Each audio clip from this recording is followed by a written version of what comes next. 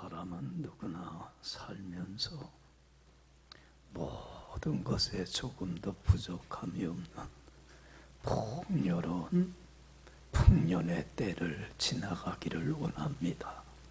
그러나 이건 희망사항이고, 살다 보면 종종 모든 것이 부족하고 메마르고 삭막하고 힘들고 어려운 흉년의 때를 보내야 할 때가 있어요. 참 경제적인 궁핍함으로 인해서 경제적으로 쪼들리며 경제적인 흉년의 때를 보내야 할 때도 있고, 때로는 육체의 질병으로 인해서 힘들고 고달픈 육체의 흉년의 때를 보낼 때도 있고, 때로는 부부간에, 부모와 자식간에, 회사, 직장, 동료 간에, 또 교우간에 갈등과 대립으로 인해서 인간관계의 흉년을 맞이할 때도 있고, 특별히 우리 예수 믿는 사람들은 영적인 위기를 극복을 하지 못해서 영이 침체되고 병들어서 하나님이 주시는 참 기쁨과 평강을 잃어버리고 삶이 메말라지고 삭막해질 때가 우리 예수 믿는 사람들에게 있습니다. 그런데 이 흉년의 때에 다른 모든 것은 다 잃어버린다고 할지라도 우리가 반드시 지켜야 되는 것, 이것 하나만은 꼭 잃어버리지 않아야 될 게 있습니다. 우리 예수 믿는 사람들은 뭐만은 잃어버려서는 안 돼요? 다른 건 다 잃어버려도 괜찮아요. 이거 하나만은 꼭 지켜야만 합니다. 뭐만은 지켜야 합니까? 믿음만은 잃어버려서는 안 돼요. 할렐루야. 그렇잖아요. 여러분, 신앙만은 잃어버려서는 안 돼. 내가 믿고 의지하던 모든 것들이 다 나를 버리고 떠난다고 할지라도 주님만은 결코 나를 버리거나 떠나지 아니하고 세상 끝날까지 나와 함께 하십니다. 믿습니까? 주님이 나와 함께 한다고 하는 이 확신 가지고 주님께 나의 전사 맡기고 주님이 말씀하신 바 순종하며 주님 안에 굳건히 서서 살아가는 이 믿음의 삶만은 우리 크리스찬들은 잃어버려서는 안 됩니다. 그래서 여러분들, 우리는 어떤 상황 속에서도 믿음 지키며 어디 안에 살아가야 돼요? 주 안에 뿌리를 깊이 내리고 주 안에 굳게 서서 믿음 하나만은 온전히 지켜야만 합니다. 왜 우리는 믿음 지키며 주님 안에 살아가야 돼요? 이유가 뭐예요? 흉년의 때에 특히 믿음 잃어버리지 말고 주님 품 떠나지 말고 왜 말씀에 순종하며 주께 달라붙어 살아가야 돼요? 이유가 뭡니까? 주님과 나와의 관계는 생명의 관계이기 때문에 그래요. 여러분, 주님과 나는 떨어질래야 떨어질 수 없는 생명의 관계라고 하는 이 사실을 한순간도 잊지 않고 살아가야만 합니다. 예를 들어서 여러분들, 고기가 물을 떠난다면 살 수 있습니까? 없습니까? 못 살아요. 여러분들, 고기가 물 떠나면요 견디질 못해 고통스러워서 발딱발딱 하다가 어떡합니까? 죽고 말지 않아요. 우리도 마찬가지예요. 우리가 믿음 잃어버리고 주님 품 떠나버리고 말면 여러분들 살 수가 없어요. 아무것도 할 수 없어요. 영이 병들고 영이 죽어버리기 까닭에 우리는 한순간도 주님 품 떠나서는 살아갈 수 없는 존재예요. 그렇기 때문에 흉년의 때에도 내 앞에 어떤 직면한 어려운 문제가 있을지라도 그것으로 인하여 뭐는 잃어버려서는 안 돼요? 믿음만은 잃어버려서는 안 된다는 거예요. 여러분들, 우리 예수 믿는 사람들을 그리스도인이라고 합니다. 요즘은 그리스도인 할 때에 교회에 출석하는 사람, 교회에 나오는 사람, 예수 믿는 사람들을 그리스도인이라고 합니다. 그런데 본래 이 그리스도인이라고 하는 이 말은요, 그 이상의 깊은 의미를 가지고 있는 말씀입니다. 이 그리스도인이란 영어로 크리스찬이라고 해요. 크라이스트 플러스 IAN이라고 하는 전미사 라틴어가 붙어서 합성어로 만들어진 단어입니다. 여러분들, 이 IAN이란 뜻은 뭐 하는 사람이에요? 속해 있는 사람이에요. 그리스도께 뭐한 사람이에요? 속해 있는 사람이에요. 그리스도께 달라붙어서 살아가는 사람을 크리스찬이라고 그러는 거예요.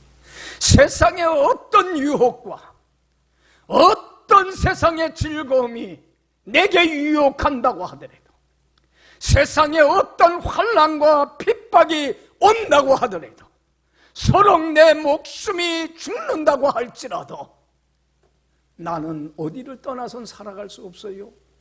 주님 품 떠나서는 아무것도 할 수 없고 살아갈 수 없어요. 이 고백을 가지고 주 안에 거하는 사람, 주께 달라붙어 살아가는 사람을 뭐라 그래요? 이걸 크리스찬이라고 하는 겁니다.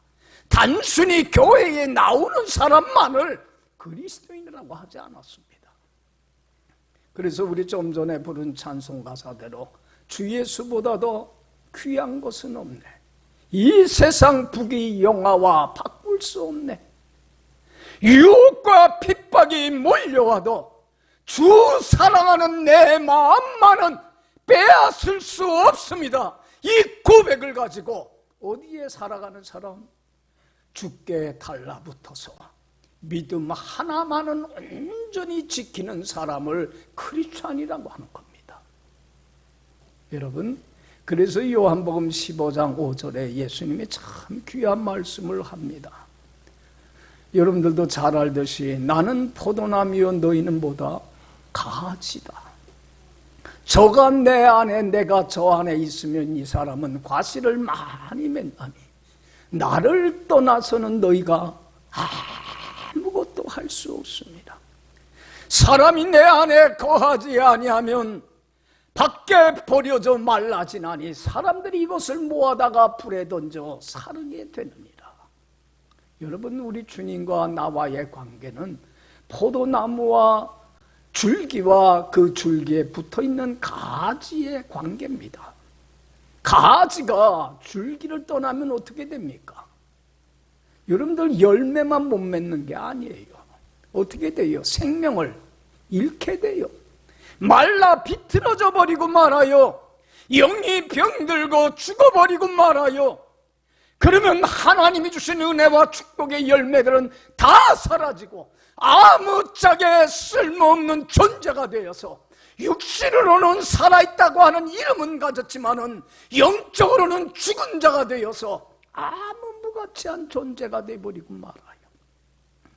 그래서 우리 예수 믿는 사람들은 어떤 상황에 처한다고 할지라도, 특별히 흉년에 힘들고 어려운 고통의 때를 지난다고 할지라도 믿음만은 잃어버리지 말고 믿음은 지키며 어디 안에 살아가야 돼요? 주께 달라붙어서 주 안에 거하는 삶, 이 삶만 내 할 바만 하루하루 최선을 다하여 살아가기만 한다면 때가 되면 참 좋은 포도나무신 주님이 가지된 우리에게서 뭐가 맺히게 해주십니까? 내가 축복의 열매를 맺는 게 아닙니다.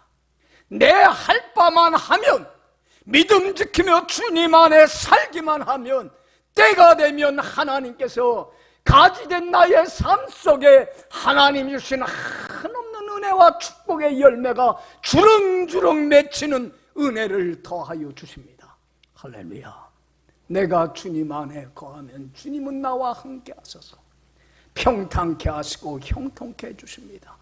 이룰 거 이루어주시고 세울 거 세워주시고 해결할 거 해결해 주시고 공급할 거 공급해 주시며 승리할 거 승리케 해 주시고 내가 애쓰고 수고하고 노력하고 바라는 모든 것들이 결실로 나타나게 해 주시고 내 소원하고 간구하는 것 이상으로 넘치도록 채워주시는 열매가 맺혀지게 해주십니다.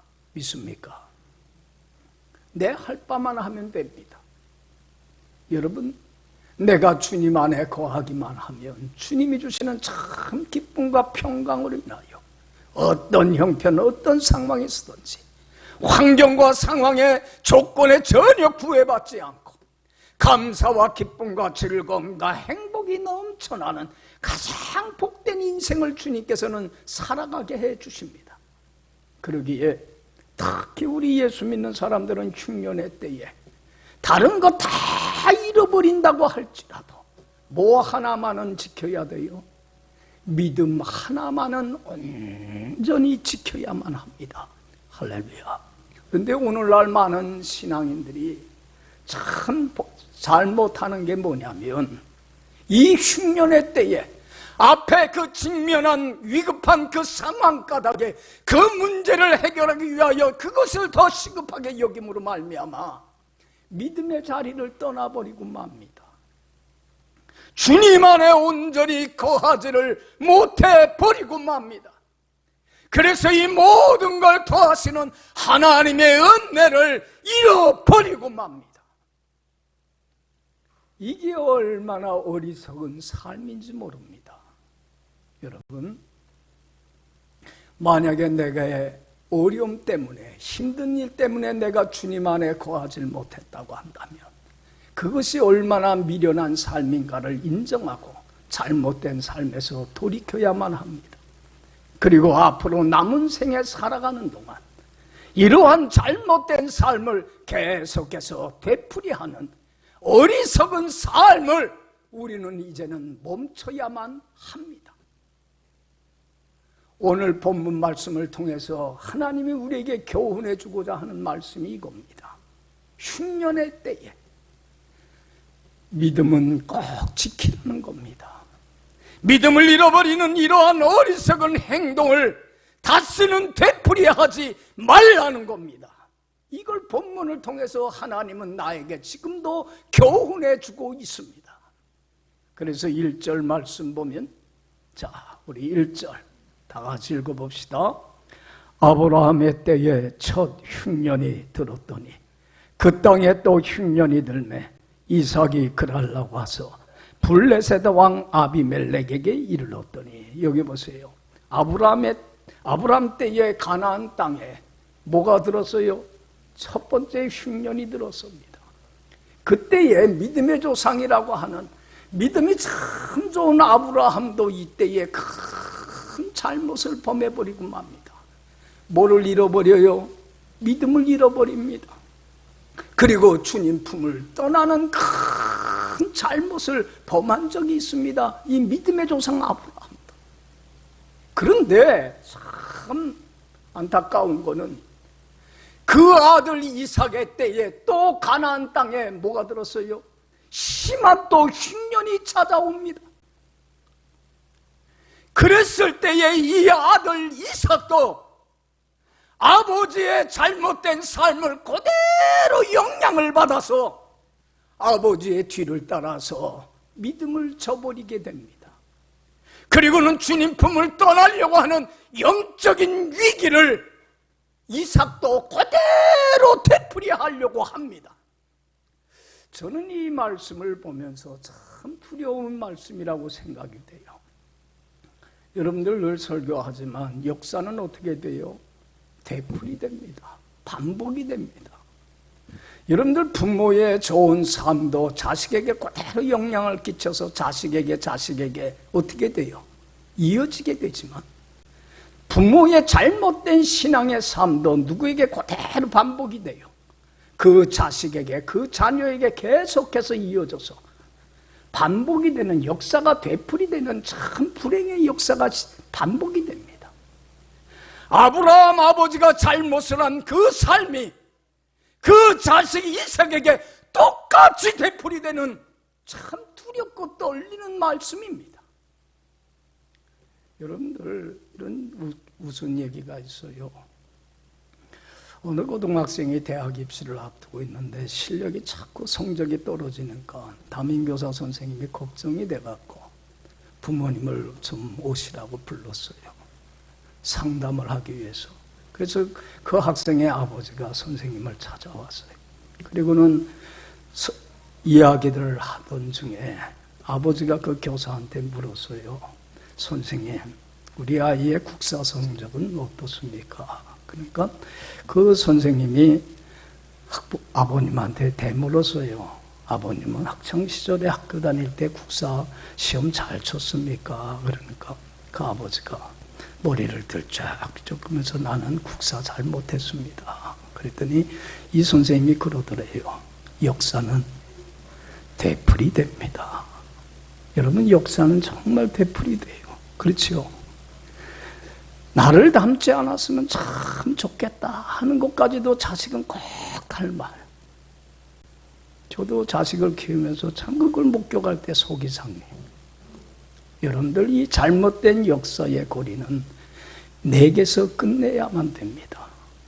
그래야만이 되풀이 되질 않아요.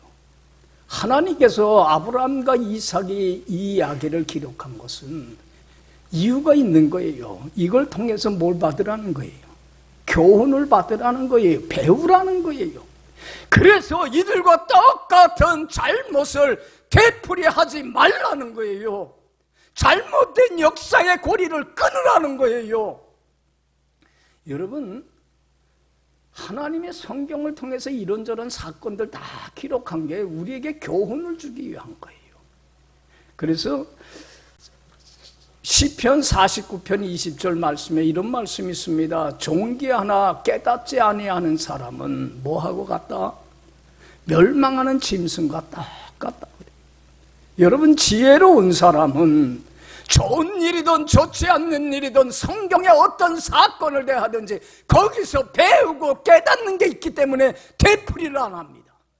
그러나 어리석은 사람은 배우는 게 없고 깨닫는 게 없으니까 아무리 성경을 보고 아무리 설교 말씀을 들어도 똑같은 삶 계속해서 되풀이되기 때문에 자자손손 그 잘못된 역사가 이어질 수밖에 없다는 거예요. 그러니까 여러분들, 이러한 역사는 되풀이해서는 안 됩니다.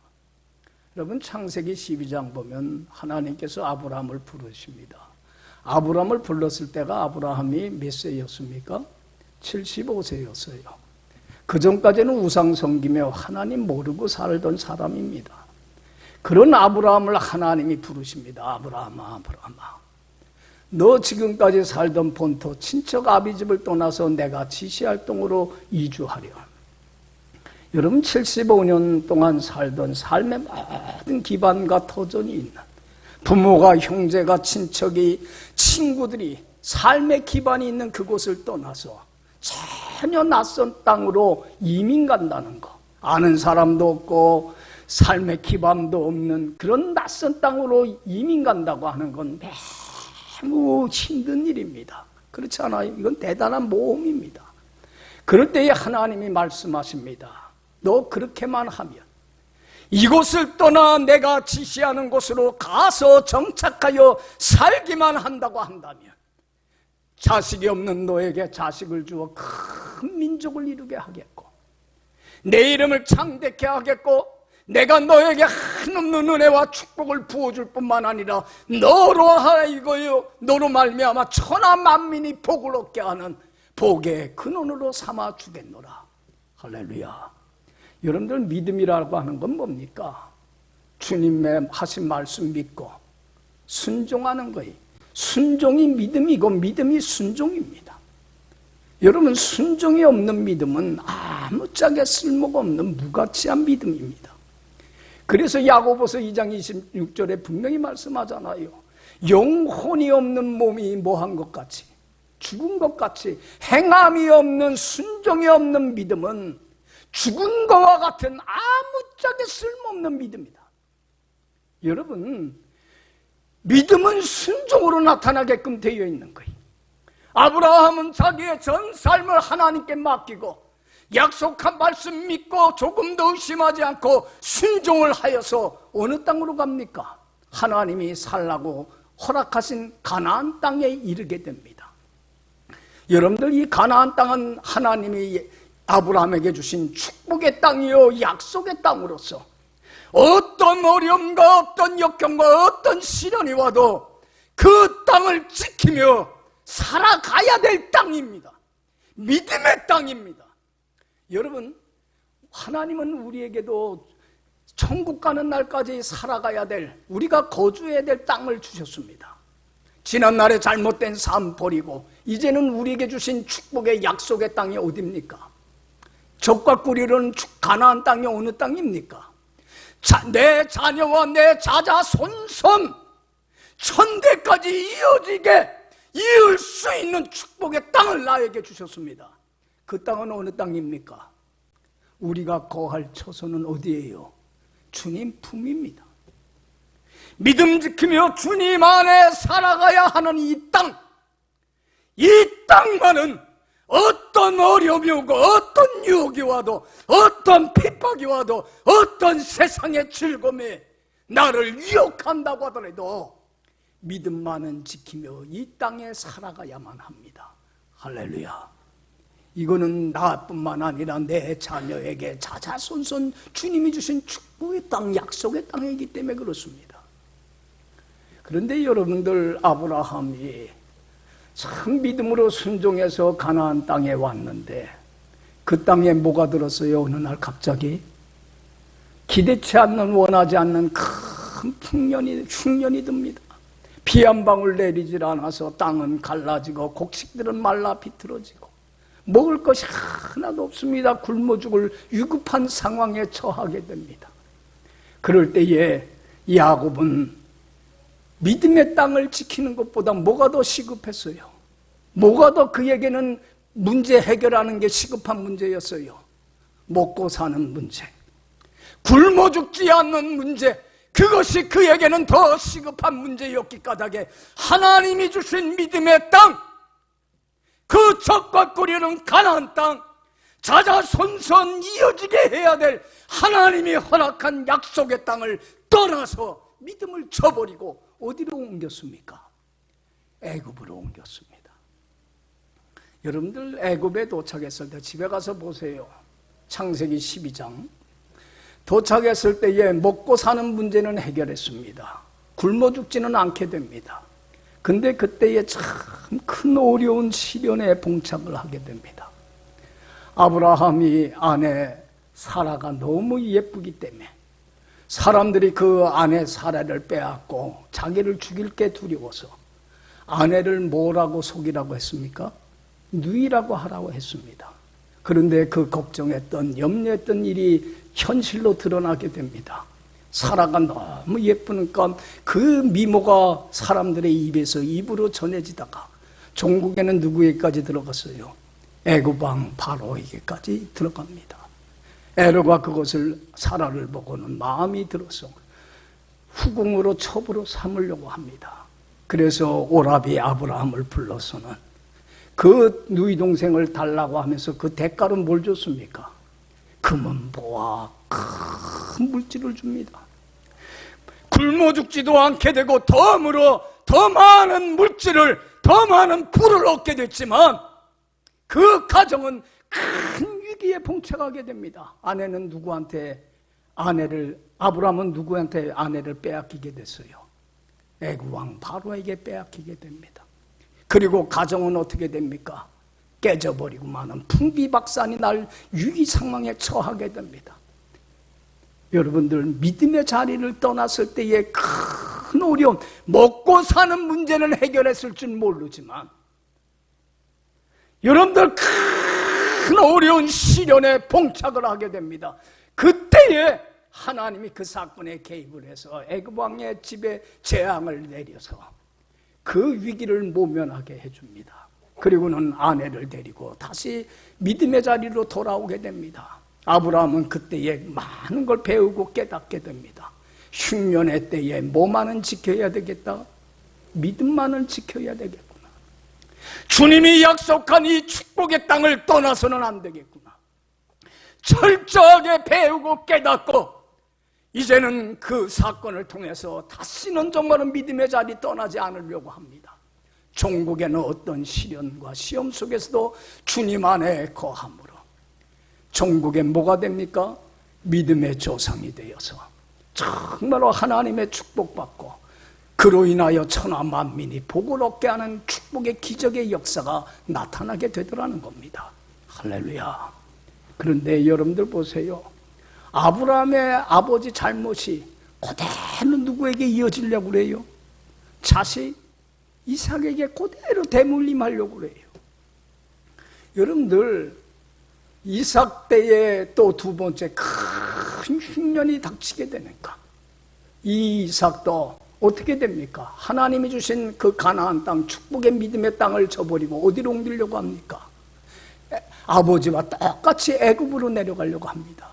먹고 사는 그 문제, 지금 직면한 절박한 시급한 문제 해결하는 게 그에게는 당장 내 발에 떨어진 불이기 까닭에 그 문제 해결하기 위하여 애굽으로 내려가려고 합니다.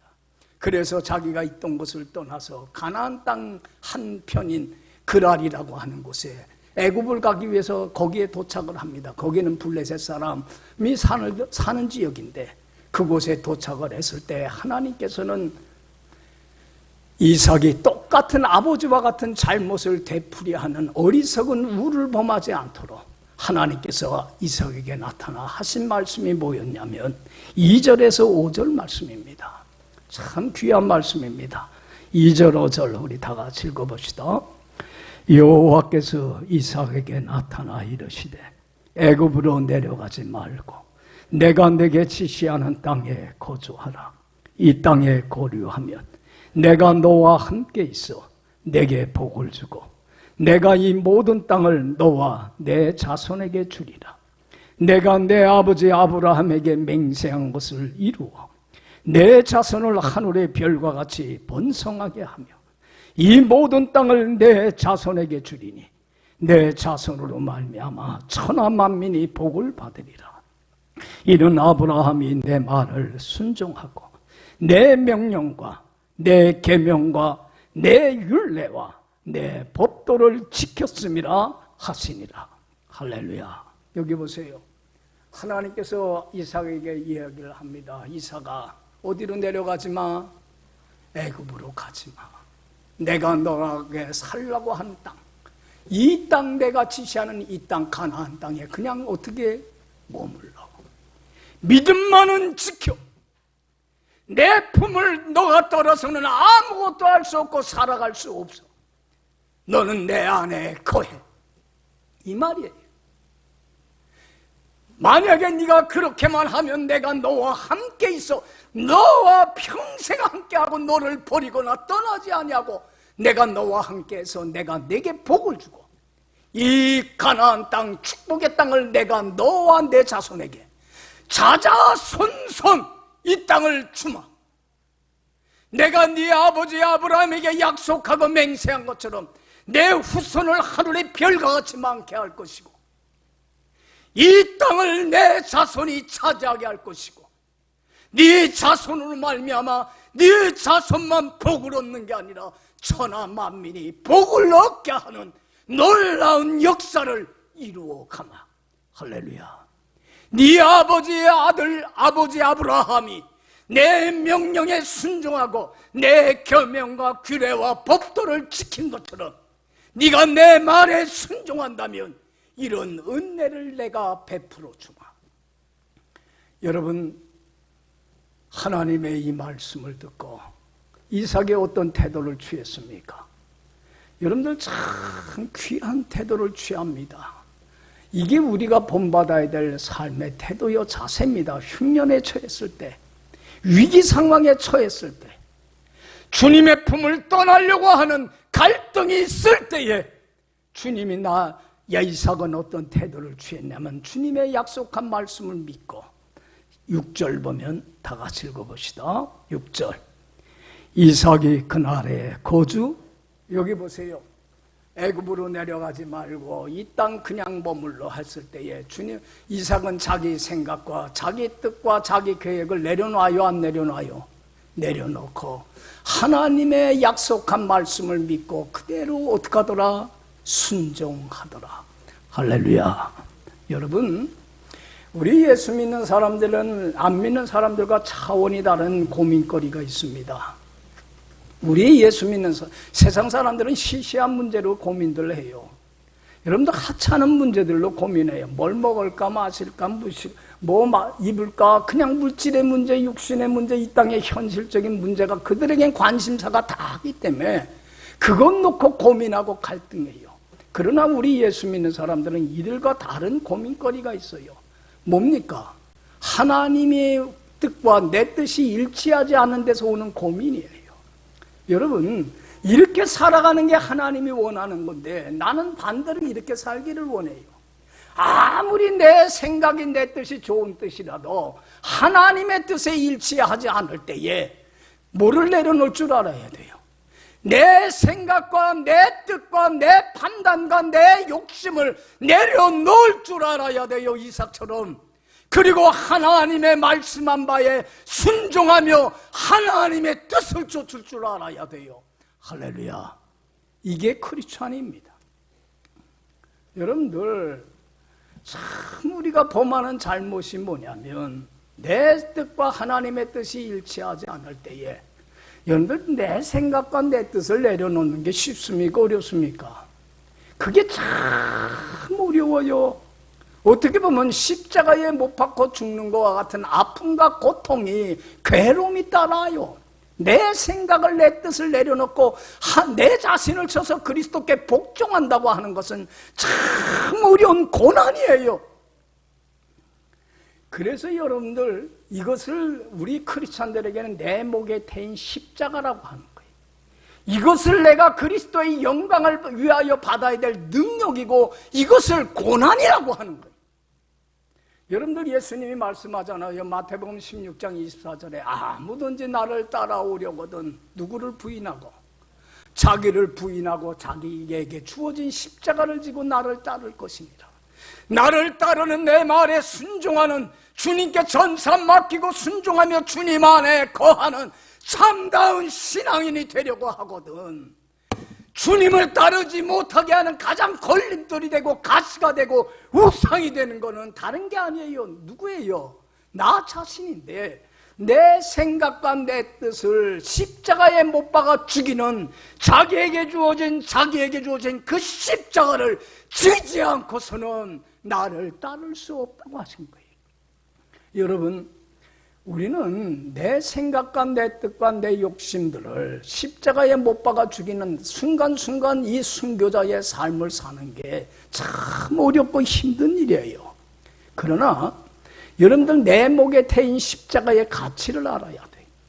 그리스도의 영광을 위하여 받아야 될 능력과 고난의 가치를 우리 크리스찬들은 알아야 돼요. 이 십자가는 세상의 어떤 보화보다도 더 귀한 소중한 보물이에요. 왜냐하면 이 고난만이, 그리스도를 위하여 받는 고난만이 하나님이 주실 영광과 축복에 이르는 유일한 뭐이기 때문에 그래요? 통로이기 때문에 그래요. 할렐루야.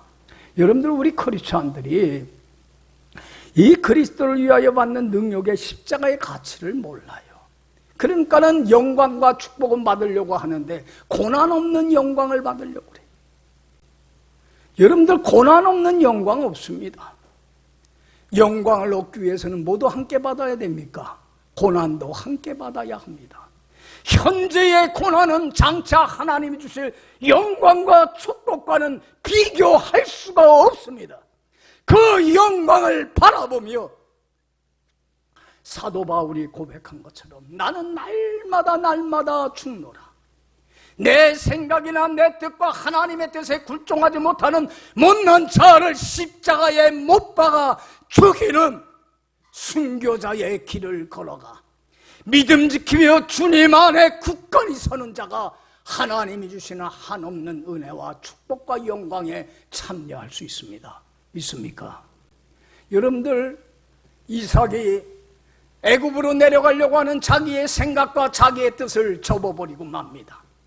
그리고 이 가나안 땅에 머물라고 하는 하나님의 약속한 말씀 믿고 그대로 순종할 때에 어떤 축복의 기적의 역사가 나타나게 되냐면, 여러분들 7절 이하에 보면 이삭도 믿음이 연약하기 까닭에 잠깐 잘못을 합니다. 아내 리브가가 아리따우니까 누이라고 속이라고 합니다. 죽는 게 두려워서. 그런데 그 땅에 머물면서 어느 날 아내를 안고 있는 것을 블레셋 왕 아비멜렉이 보고서는 이야기를 합니다.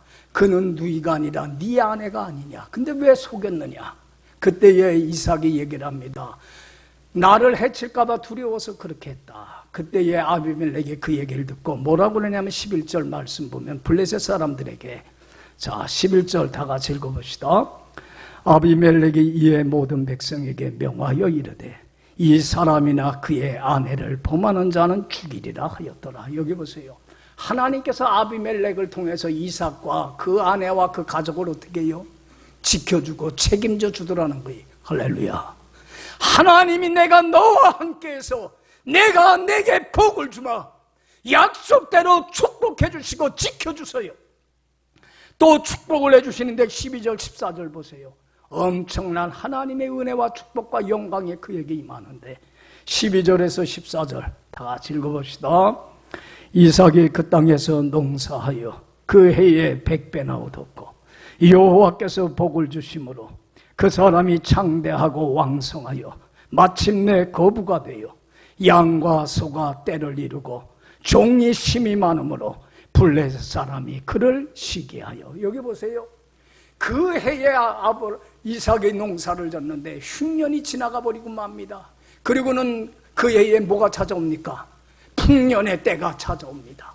농사를 짓는데 100배나 결실을 거둬들이게 됩니다. 하나님이 복을 주시는데 상대하고 왕성하여 마침내 뭐가 되고 거부가 되고 소와 양떼가 때를 이루며 블레셋 사람들이 배아파하고 시기할 정도로 하나님이 야곱과 이삭에게 그 은혜와 축복을 채워 주시더라는 겁니다. 할렐루야. 할렐루야. 여러분들 흉년의 때에 많은 사람들이 뭐를 잃어버립니까? 내 앞에 놓인 그 직면한 문제 때문에 믿음을 잃어버리고 맙니다. 말씀에 순종하며 주 안에 굳건히 달라붙어 살아가야 되는데 그걸 잃어버리게 됩니다. 여러분들 가운데 내게 직면한 문제 때문에 주님 안에 거하지 못하고 있다고 한다면 잘못된 삶을 인정하고 돌이킬 수 있길 바랍니다. 그리고 그 잘못된 역사를 되풀이하지 않기를 원합니다. 그리고 이제는 나는 주님을 품을 떠나서는 주님의 날개 그늘 아래 거하지 아니하고서는 나는 아무것도 할 수 없고 살아갈 수 없는 존재임을 인정하고 주께 달라붙어 주 안에 굳건히 서서 살아갈 때에 하나님은 때가 되면 하나님께서 함께 하셔서 평탄케 하시고 형통케 하시고 창대케 해주시고 소원하고 바라고 구하는 것 이상으로 응답해 주시며 여러분들의 모든 문제를 해결해 주시고 더 큰 은혜와 축복으로 채워주시는 큰 은혜와 영광을 이삭에게 허락하신 것처럼 아브라함에게 허락하신 것처럼 아브라함의 하나님, 이삭의 하나님은 누구의 하나님입니까? 오늘도 살아계셔서 변함없이 나의 삶에 개입하셔서 역사하시는 나의 하나님이십니다. 하나님이 이 역사를 꼭 이루어 가실 줄로 믿습니다. 기도합시다.